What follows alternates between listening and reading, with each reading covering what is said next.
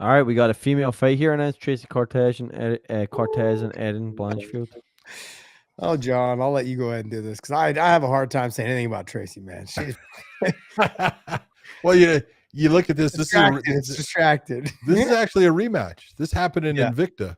I don't know if Oh, it people did. I didn't remember know that that. fight. That was I in knew it was a Invicta. rematch. I didn't know where it happened though. Yeah, it happened in Invicta and stuff. So Blanchfield was the winner of that one. But you look and you go, hey, this is Tracy Cortez has actually really, come up in every aspect of the fight game. Her stand-up has gotten better. Her wrestling's always been good. Her ground control is better. But now when you're talking about Erin Blanchfield, you're talking about someone who's also very good on the ground, very comfortable on the ground. They're going to match up well on the ground. And so I really think this fight's going to end up, for the most part, you're going to see the takedown attempts by both to get to the top position. But I think it's going to be more of the stand-up, and we're going to see whose stand-up has gotten better. Blanchfield is the slower fighter, in my opinion, but she's actually come into her own with her stand-up. She uses her jab very well. She's gotten more comfortable with her stand-up. Then again, so has Tracy Cortez. So I think it's going to be a great fight. I think, it doesn't matter who won the first one. Either one in this situation, they just have to implement the right game plan and execute it, and they can get the win. Yeah, I'm gonna lean towards Tracy Cortez. Of course you are. Surprise! Surprise, motherfucker. Right. John very rarely cusses on the show, but I usually carry the cloth on that. Look, Tracy Cortez to me is the better stand-up person. I think she's got good enough wrestling to stop Erin Blanchfield's wrestling. I think she got enough grappling from the bottom to survive on the bottom. It does scare me because Erin Blanchfield to me is a very dominant top position type grappler. Yep. So Tracy's going to be, if she fights the takedown too long and puts herself in a really bad position, it could be over. The fight could be over just like that. She gets picks. She gets mounted. We're going to bet a case of element. We're not betting nothing. Yeah, I'll take Blanchfield. You've got Cortez. I gave you your pick. John, look, Dave, do you see him cowering out here? I've only met Tracy once, but I'm going to call her my friend just so I don't have to bet on her. Okay, because I don't bet on my friends, and so I've only met her once, maybe twice. But I mean, I'm just gonna call her my friend, so I don't gotta bet on her. Okay. I think her boxing's gotten a lot better on the feet. She's a cleaner boxer than Erin Blanchfield. Erin Blanchfield does have a good jab. I agree with you on that. Tracy has a tendency to do this like little shoulder roll thing. It's like a rhythm she does. If she's got to move offline every time that jab comes and counter with something to make her pay. Yeah. If she can do that, she'll have success. But I think her wrestling is enough to stop Erin Blanchfield. And if it's not, she's got to make sure that she doesn't fall defending the takedown in a position where she ends up in side control or in mount or somewhere where it's not a good position or an advantageous position to be on bottom to try to get back up to a scramble. If she falls, she needs to be in some sort of half guard or full guard or something along those lines so she can mount some sort of offense. Or if she falls, her back to the fence and she's able to start working her way back up, fighting the wrist. She's going to have to make sure she comes in with that type of game plan. And I know it's a fight, but you cannot afford to take any chances with Erin Blanchfield in the top position, passing guard, inside control, or in knee on belly, any of those mount position, back position. You cannot fight the takedown that much to where you put yourself in such a shitty position. Yeah. So I think this is going to be a better fight. I didn't see them fight the first time, but I can simply put, they weren't anywhere near as good as they are now, and they've both gotten so much better. Both of them leveled up big time, yeah. Absolutely. So I'm looking forward to that fight. What else, Dave? All right, let's talk about this fight right here. It's, again, another one that's not been put out by any major outlets, so you might be... it's basically just like speculation, but it is a rematch. Jandiroba versus Dern. It makes sense.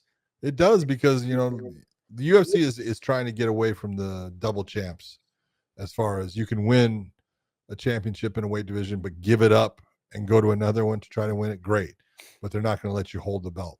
Mm-hmm. And so right now it looks like Weili Zhang is going to be fighting Valentina Shevchenko.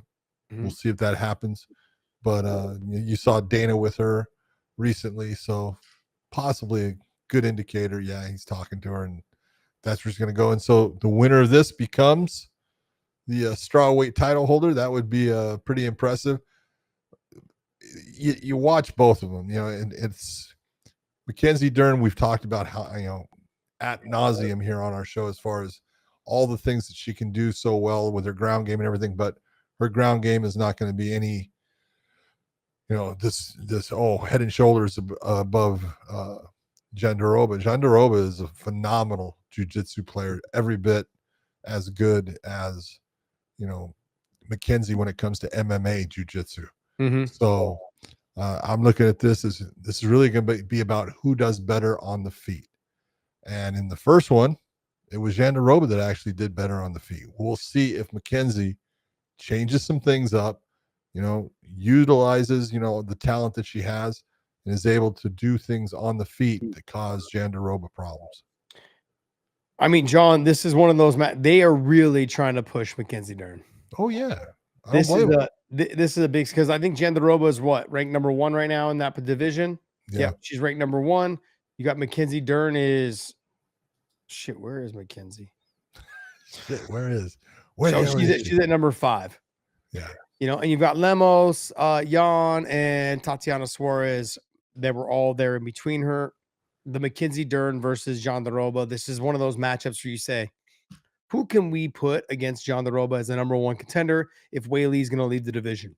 Yeah. It can match her. That's going to make it a fun fight in terms of on the ground. You don't want to see somebody like Virna Jandiroba come in, get the takedown, and basically slowly, methodically work their way past guard to the mount, to the back, to the whatever it is, to the finish.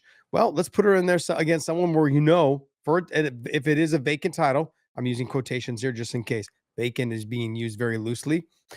Just simply put, if it ends up being a vacant title, they want to match her up against someone that's going to make it a very exciting fight, so they get amped up with whoever wins the fight. And look, I know Mackenzie Dern has gotten a lot of flack. Oh, she's just a pretty face, or she doesn't really fight. Like she can't do this, she can't do that.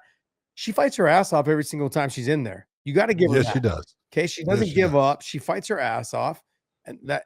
Never mind. I was going to say something, but she fights hard. She fights hard, and Virna and Jandiroba needs somebody that matches her talent on the ground like this. And you got to figure that fight that they had was 5 years ago. Yeah, probably somewhere around there. So it's been a long time. That was I think I want to say what she had like 2 fights in the UFC when she fought her. So 2 or 3. Yeah. So she's a much better fighter now in the stand-up. I think so is Virna. So it's going to be interesting. But, this is one of those ones. It's going to be 2 grapplers standing on their feet, banging it out. So we'll see what happens. Yeah, I give the advantage on the stand-up to Mackenzie Dern. At this point, I think I might too. Yeah. But what I do Except when she backs out with that chin so high. And Jandiroba, though, does a great job, though, of closing that distance, smashing the space, and getting into that clinch and doing some work where she can get her down and maybe try to make it a grappling match where she's on top and it looks like she's winning. Yeah. So if this fight does happen, I'm looking for an exciting fight. I wonder where they're going to place it. Does it say anywhere where it might be held out there, Dave? October 25th for the Strawweight title. It doesn't say where. Yeah, let's just double check actually. October 25th would be no idea. October 25th would be October 25th. Is Abu Dhabi. Oh, Abu Dhabi. Oh, interesting. That's the Aspinall Gang card. That's kind of interesting that they would put it there. You got 2. Both. I believe the Shevchenko versus Weili is the same date. That would be weird that they put the 2 female fights there in Abu Dhabi. I understand, maybe trying to open things up, mister. Yeah. Let's do it.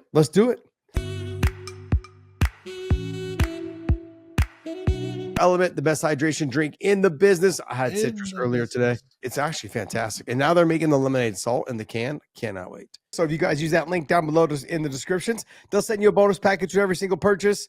That's compliments of the Weigh In podcast. So hope you guys enjoy that.